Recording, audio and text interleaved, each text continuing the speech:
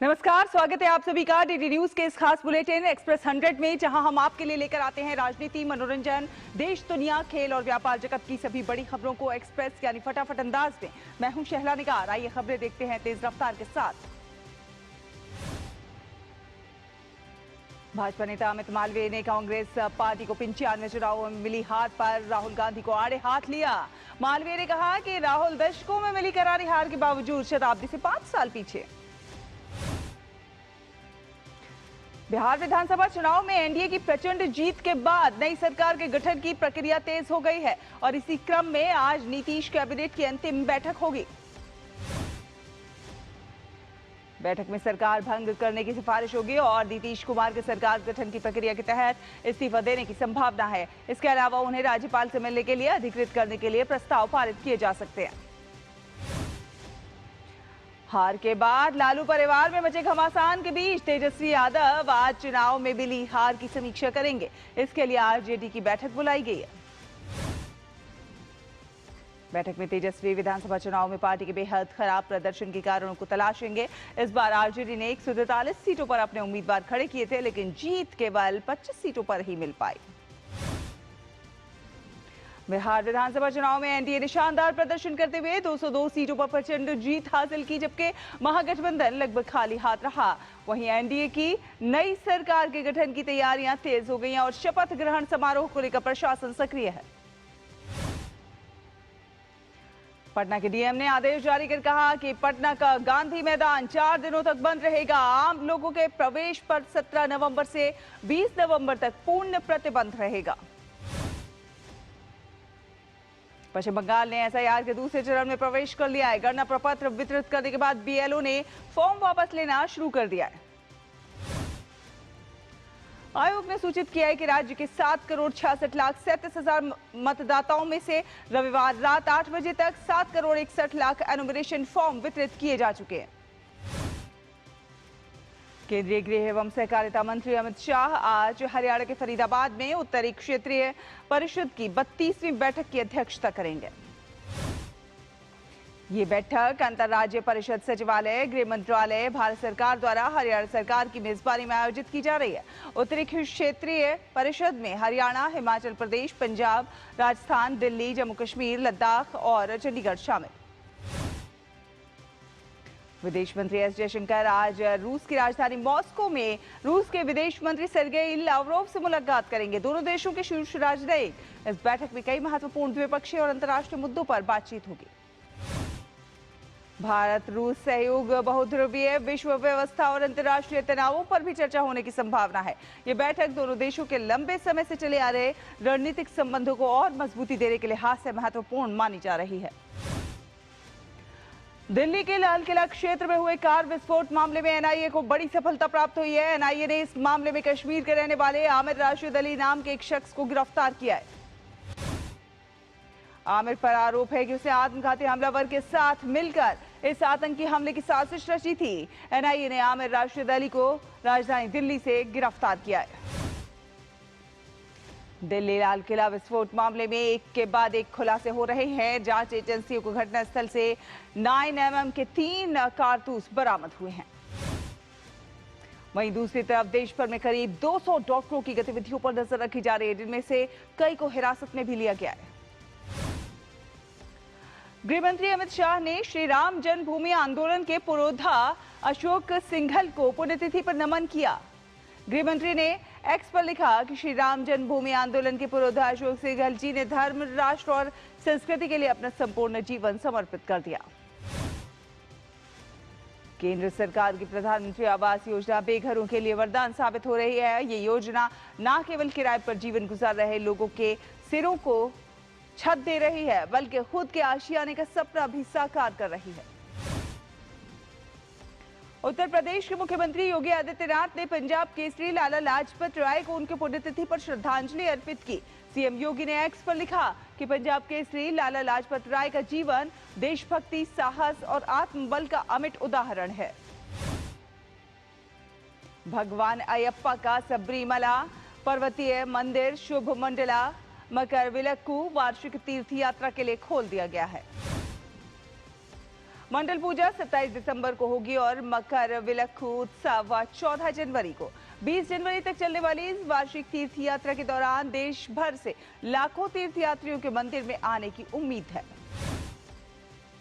गृह मंत्री अमित शाह ने पंजाब केसरी लाला लाजपत राय को उनके बलिदान दिवस पर नमन किया है। उन्होंने लिखा है कि लाजपत राय ने गरीबों, किसानों और युवाओं को संगठित करके अंग्रेजी हुकूमत के विरुद्ध सशस्त्र क्रांति के लिए प्रेरित किया। उत्तर प्रदेश के मुख्यमंत्री योगी आदित्यनाथ ने बाला साहेब ठाकरे की पुण्यतिथि पर उन्हें श्रद्धांजलि अर्पित की। सीएम योगी ने एक्स पर लिखा कि बाला साहेब ने राजनीति को राष्ट्र धर्म से जोड़ा और जनसेवा को जन गौरव का माध्यम बनाया। अयोध्या के श्री राम जन्मभूमि मंदिर में 25 नवंबर को होने जा रहे ध्वजारोहण समारोह से पहले श्रद्धालु दर्शन के लिए पहुंच रहे हैं। स्वामी विवेकानंद सांस्कृतिक केंद्र और कोनायूर साओ पाउलो ब्राजील में आयुर्वेद के 40 वर्ष पूरे होने का स्मरण किया गया और इसमें लैटिन अमेरिका और भारत के विशेषज्ञों, चिकित्सकों, विद्वानों और छात्रों ने भाग लिया। वाणिज्य सचिव राजेश अग्रवाल ने मॉस्को में कई बैठकों में भारत यूरेशियन आर्थिक संघ मुक्त व्यापार समझौते पर वार्ता की प्रगति की समीक्षा की। रक्षा राज्य मंत्री संजय सेठ संयुक्त अरब अमीरात में 17 से 18 नवंबर को आयोजित होने वाले दुबई एयर शो 2025 में भारतीय प्रतिनिधिमंडल का नेतृत्व करेंगे। इस प्रतिनिधिमंडल में रक्षा विभाग, रक्षा उत्पादन विभाग, विदेश मंत्रालय और सशस्त्र बलों के वरिष्ठ अधिकारी शामिल होंगे। रक्षा राज्य मंत्री एयर शो के दौरान संयुक्त अरब अमीरात के अपने समकक्ष के साथ द्विपक्षीय बैठक करेंगे। वे भारत में रक्षा प्रौद्योगिकी और विनिर्माण सहयोग को सशक्त करने के उद्देश्य से लगभग 50 कंपनियों के साथ एक रक्षा उद्योग गोलमेज सम्मेलन की अध्यक्षता भी करेंगे। लद्दाख के लेह में भूकंप का झटका महसूस किया गया है। राष्ट्रीय भूकंप विज्ञान केंद्र लेह में रिक्टर स्केल पर 3.7 तीव्रता का भूकंप आया। 56वें भारतीय अंतर्राष्ट्रीय फिल्म महोत्सव के अवसर पर वेव्स फिल्म बाजार 20 से 24 नवंबर 2025 तक गोवा के मैरियट रिजॉर्ट में आयोजित किया जाएगा। असम के मुख्यमंत्री डॉक्टर हेमंता बिस्वा शर्मा लंदन के दौरे पर हैं, जहां उन्होंने भारतीय प्रवासी और असमी समुदाय से मुलाकात कर एकता, संस्कृति और असम की वैश्विक पहचान को रेखांकित किया। लखनऊ के इटौंजा पुल के पास कबाड़ मार्केट में रविवार की रात अचानक आग भड़क उठी। मौके पर दमकल की टीमों ने पहुंचकर आग पर काबू पा लिया। राहत की बात यह है कि कोई हताहत नहीं हुआ। बिहार विधानसभा चुनाव में प्रचंड जनादेश के बाद बिहार में नई सरकार के गठन की प्रक्रिया तेज हो गई है और इसी कड़ी में राष्ट्रीय लोक मोर्चे के राष्ट्रीय अध्यक्ष और पूर्व केंद्रीय मंत्री उपेंद्र कुशवाहा ने दिल्ली में केंद्रीय शिक्षा मंत्री और बिहार बीजेपी के प्रभारी धर्मेंद्र प्रधान से मुलाकात की। वहीं हिंदुस्तानी अवाम मोर्चा सेकुलर के प्रमुख जीतन राम मांझी ने भी बिहार बीजेपी के प्रभारी धर्मेंद्र प्रधान से मुलाकात की है। इस मौके पर बिहार बीजेपी के संगठन प्रभारी विनोद तावड़े भी मौजूद रहे। 63वें वालोंग दिवस का समापन समारोह 1962 के युद्ध के दौरान लड़ी गई ऐतिहासिक और वीरतापूर्ण बैटल ऑफ वालोंग में शहीद हुए भारतीय सैनिकों के अदम्य साहस को सम्मानित किया गया। छत्तीसगढ़ के सुकमा में सुरक्षा बलों को माओवादियों के खिलाफ बड़ी कामयाबी मिली है। सुरक्षा बलों ने तोमालपाड़ के जंगलों में हुई मुठभेड़ में 2 महिला माओवादी, कुल 3 माओवादियों को मार गिराया। अतिरिक्त पुलिस अधीक्षक आकांश राव गिरिपुंजी की हत्या की साजिश रचने वाला और आईईडी ब्लास्ट का मास्टरमाइंड कुख्यात माओवादी मारवी देवा को भी डीआरजी की टीम ने मुठभेड़ में मार गिराया। भारतीय नौसेना 24 नवंबर को अपने स्वदेशी जहाज निर्माण अभियान में एक और महत्वपूर्ण उपलब्धि हासिल करने जा रही है। मुंबई स्थित नौसेना डॉकयार्ड में माहिर श्रेणी के पहले anti submarine warfare shallow watercraft INS माहे को औपचारिक रूप से शामिल किया जाएगा। कोचीन शिपयार्ड लिमिटेड द्वारा निर्मित ये जहाज 80% से अधिक स्वदेशी सामग्री से बनाया गया है। साथ ही साथ आईएनएस माहे को आत्मनिर्भर भारत पहल की दिशा में बड़ी उपलब्धि मानी जा रही है। दिल्ली में चल रहे अंतर्राष्ट्रीय व्यापार मेले में काफी संख्या में प्रदर्शक अपने उत्पादों को प्रदर्शित कर रहे हैं। यहां पर आजमगढ़ की साड़ियां जहां आकर्षण के केंद्र बनी हुई हैं, तो वहीं एक जिला एक उत्पाद के तहत भी उत्पाद प्रदर्शित किए गए हैं। देश में मौसम तेजी से बदल रहा है। नवंबर के अंत और दिसंबर की शुरुआत में सर्दी और बढ़ने की संभावना है। मौसम विभाग ने मध्य प्रदेश, राजस्थान, महाराष्ट्र और छत्तीसगढ़ में 17 से 19 नवंबर तक गंभीर शीतलहर की स्थिति बनी रहने की संभावना जताई है। आईएमडी ने आज दक्षिण भारत के कई हिस्सों तमिलनाडु, केरल, आंध्र प्रदेश, यनम, रायलसीमा और अंडमान निकोबार में भारी बारिश का पूर्वानुमान जताया है। मौसम विभाग के अनुसार बंगाल की खाड़ी में बना निम्न दबाव आज श्रीलंका तट के पास अगले 24 घंटों में पश्चिम उत्तर पश्चिम की ओर बढ़ने की संभावना। इसके प्रभाव से तमिलनाडु, केरल और द्वीप क्षेत्रों में अगले दौर में भी भारी से बहुत भारी बारिश होने के आसार हैं। वहीं मछुआरों को समुद्र में न जाने की सख्त सलाह दी गई है। उत्तर प्रदेश के मुख्यमंत्री योगी आदित्यनाथ ने विश्व हिंदू परिषद के पूर्व अंतर्राष्ट्रीय अध्यक्ष श्रद्धेय अशोक सिंघल जी को उनकी पुण्यतिथि पर श्रद्धांजलि अर्पित की। सीएम योगी ने एक्स पर लिखा कि उनका संपूर्ण जीवन राष्ट्रभक्ति, धर्मनिष्ठा और भारतीय संस्कृति के पुनर्जागरण को समर्पित रहा। भारतीय उद्योग परिसंघ सीआईआई वित्तीय सेवा विभाग के साथ साझेदारी में आज और कल वित्त पोषण शिखर सम्मेलन के दूसरे संस्करण का आयोजन करने वाला है। रक्षा मंत्री राजनाथ सिंह ने विशेष गहन पुनरीक्षण एसआईआर प्रपत्र भरकर आगे की कार्रवाई के लिए एसडीएम सदर मनोज सिंह को सौंप दिया है। कैग के ऑडिट दिवस के उद्घाटन के दौरान उपराष्ट्रपति सीपी राधाकृष्णन ने कहा कि ऑडिट अब केवल पूर्वव्यापी अभ्यास नहीं रह गया है, बल्कि ये सुधार, दूरदर्शिता और नवोन्मेषण का एक साधन बन गया है। उपराष्ट्रपति सीपी राधाकृष्णन ने हैदराबाद में आयोजित पहले रामोजी एक्सीलेंस अवार्ड 2025 समारोह में मीडिया से राष्ट्र निर्माण में सक्रिय भूमिका निभाने और 2047 तक विकसित भारत के संकल्प में सहयोग करने का आह्वान किया। फिलहाल एक छोटा सा ब्रेक, जल्द हाजिर होंगे। देखते रहिए एक्सप्रेस 100। 80 करोड़ लोगों को मुफ्त राशन की सौगात है। एक नहीं, दो नहीं, ये 5 साल तक की बात है। मुफ्त में आपको अन्न मिलेगा, हर परिवार हर मंथ मिलेगा, कहीं भी किसी भी राशन की दुकान से मिलेगा। ये मोदी की गारंटी है। जी हाँ, प्रधानमंत्री गरीब कल्याण अन्न योजना के तहत 1 जनवरी 2024 से आने वाले 5 सालों तक गरीब और अंत्योदय परिवारों को हर माह मुफ्त राशन मिल रहा है। मुसीबतों की छुट्टी, मोदी की गारंटी। ओ हरी भैया, अरे वाह, खेतों में कौन सी फसल लगाए हो? 12 महीने कमा कर दे ऐसी फसल। क्या? मैंने नया व्यवसाय शुरू किया है। उसके लिए पैसे? इसमें किसी निवेश की जरूरत ही नहीं। अच्छा, मुखिया जी। अरे मुखिया जी, नमस्ते। अरे हरी, कब आ रहे हो? आप बस चलिए, मैं पहुंचता हूँ। अब मैं LIC एजेंट हूँ। LIC एजेंट बनो, अब बड़ा सोचो। हमारी वेबसाइट पर जाएं या अपनी नजदीकी LIC शाखा से संपर्क करें। मेरी पसंद, मेरी पसंद, मेरी पसंद, मेरी पसंद, हमारी पसंद। हम सबकी पसंद। मजबूत देश का मजबूत सरिया हो गया स्टील। जल्दी टिफिन पैक करो। राजू, मोबाइल छोड़ो। अरे दीदी, वो बैंक का नंबर चाहिए, रिफंड ही नहीं आया है। मिल गया। अब भी कॉल करता हूँ दीदी। बिना नंबर जांचे अक्सर जालसाज बैंक की नकली वेबसाइट और फर्जी नंबर से पैसों की धोखाधड़ी करते हैं। तो फिर सही नंबर? बैंक की ऑफिशियल वेबसाइट या तो कार्ड पर। आपने तो बचा लिया दीदी। काम से नहीं। RBI कहता है, सही वित्तीय बर्ताव करे आपका बचाव।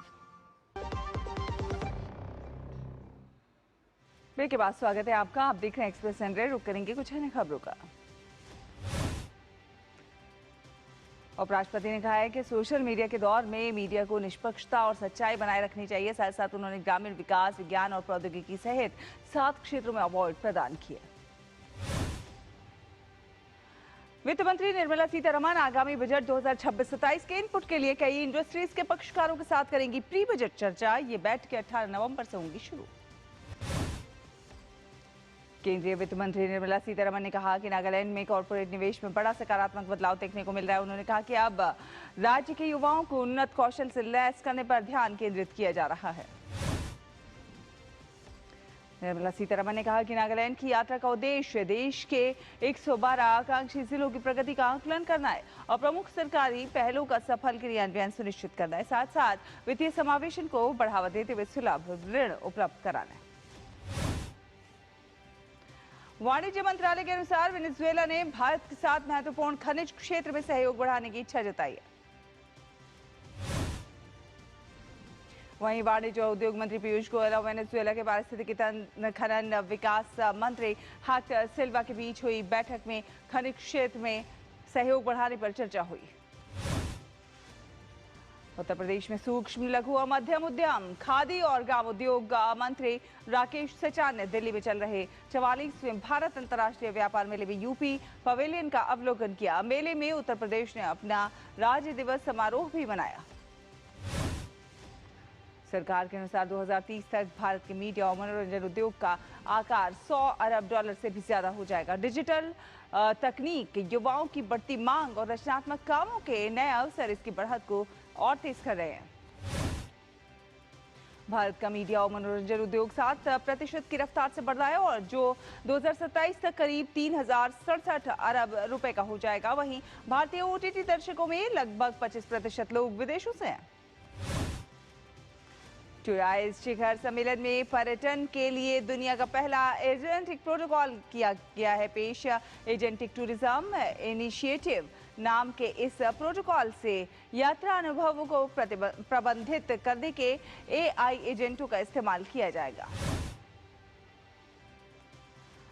सितंबर के महीने में भारत का कोयला का आयात 13.54% से बढ़कर 22.05 बिलियन टन हुआ। वहीं गैर कुकिंग कोयले का आयात 13.90 मिलियन टन रहा। राष्ट्रीय औद्योगिक गलियारा विकास निगम limited, logistics data services limited और आंध्र प्रदेश सरकार के बीच एक समझौता ज्ञापन पर हस्ताक्षर हुए। इस समझौते का उद्देश्य यूनिफाइड लॉजिस्टिक्स इंटरफेस प्लेटफॉर्म का उपयोग करके राज्य के लॉजिस्टिक्स नेटवर्क को पूरी तरह से डिजिटल रूप देना है। SBI की रिसर्च के अनुसार भारत की CPI मुद्रास्फीति इस साल अक्टूबर में साल दर साल आधार पर 0.25% के सर्वकालिक निचले स्तर पर पहुंची। जैक्सन समूह ने मध्य प्रदेश में 6 गीगावाट क्षमता वाली एकीकृत सौर विनिर्माण इकाई स्थापित करने के लिए 8,000 करोड़ रुपए के निवेश की घोषणा की।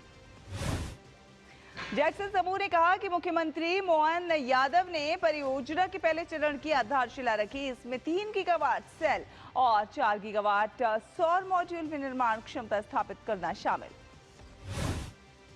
ओला इलेक्ट्रिक ने देश भर में स्थित अपने प्रमुख स्टोरों पर 4,680 भारत सेल वाहनों का परीक्षण किया शुरू। IT क्षेत्र की कंपनी इन्फोसिस ने सितंबर तिमाही के लिए प्रदर्शन आधारित भुगतान की घोषणा की और इसके तहत कर्मचारियों को उनके पात्र राशि का औसतन 75% बोनस दिया गया है। अमेरिकी राष्ट्रपति डोनाल्ड ट्रंप ने बीफ, कॉफी, ट्रॉपिकल फलों और कई अन्य कृषि उत्पादों पर लगाए टैरिफ को खत्म करने की घोषणा की।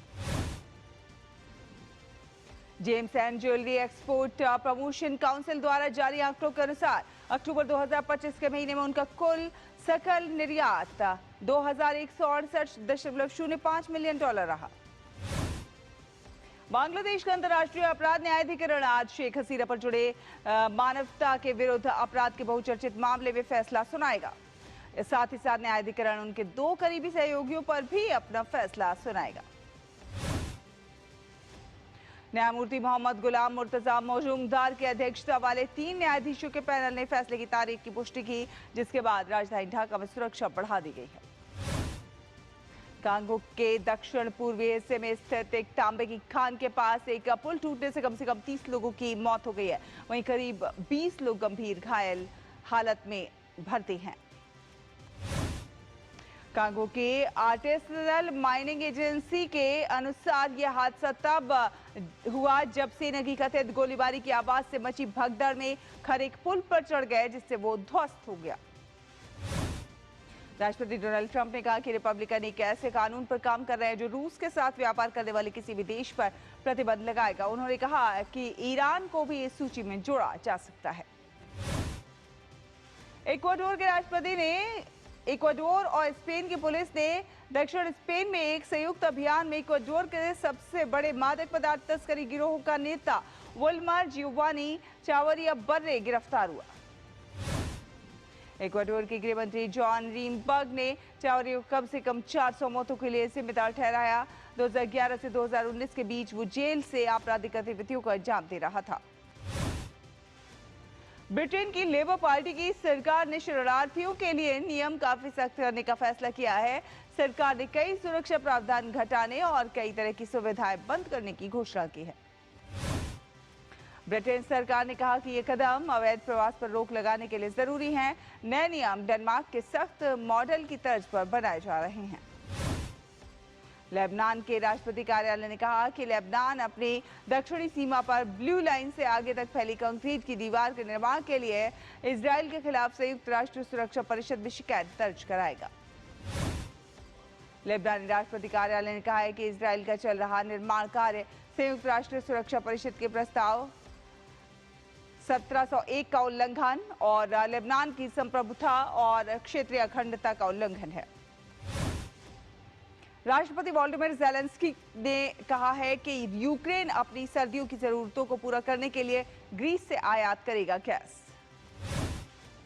फ्रांस की राजधानी पेरिस ने चैम्प्स एलिसीज पर क्रिसमस सीजन का शानदार आगाज हुआ। इस दौरान 400 से अधिक पेड़ों को लगभग 10 लाख से अधिक रोशनियों से सजाया गया। क्यूबा की राजधानी हवाना में सालाना मरबाना मैराथन का आयोजन हुआ, जिसमें हजारों धावक सड़कों पर उतरे। इस मैराथन में जर्मनी, अमेरिका, मैक्सिको और स्पेन सहित कई देशों के 275 विदेशी धावकों ने भी भाग लिया। 39वें संस्करण की मैराथन तब हुई जब क्यूबा की 1/3 आबादी डेंगू समेत मच्छर जनित बीमारियों की गंभीर चुनौती झेल रहा है। फिर विश्व कप के क्वार्टर फाइनल में ग्रैंड मास्टर अर्जुन एरिगैसी एकमात्र भारतीय उम्मीद बचे हैं। आज क्वार्टर फाइनल में एरिगैसी का सामना चीन के ग्रैंड मास्टर वेई यी से होगा। भारत के अनुभवी ग्रैंड मास्टर पी हरिकृष्णा को शतरंज विश्व कप के 5वें दौर में हार का सामना करना पड़ा। पी हरिकृष्णा को 5वें दौर में टाई ब्रेक में मैक्सिको के होजे एडुआर्डो मार्टिनेज ने शिकस्त दी। भारतीय तीरंदाज कुशल दलाल ने लग्जमबर्ग में GT open indoor world series के पुरुष कंपाउंड वर्ग का खिताब जीत लिया है। कुशल ने पूर्व विश्व नंबर 1 तीरंदाज अमेरिका के स्टीफन हांसेन को हराकर स्वर्ण पदक जीता।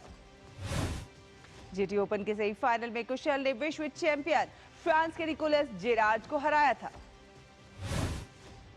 विश्व मुक्केबाजी कप फाइनल 2025 की शुरुआत भारतीय मुक्केबाजों के लिए बेहतरीन रही। टूर्नामेंट में भारतीय मुक्केबाज मीनाक्षी, प्रीति, अंकुश और नरेंद्र ने अपने अपने वर्ग में जीत दर्ज करते हुए सेमीफाइनल में जगह पक्की कर ली।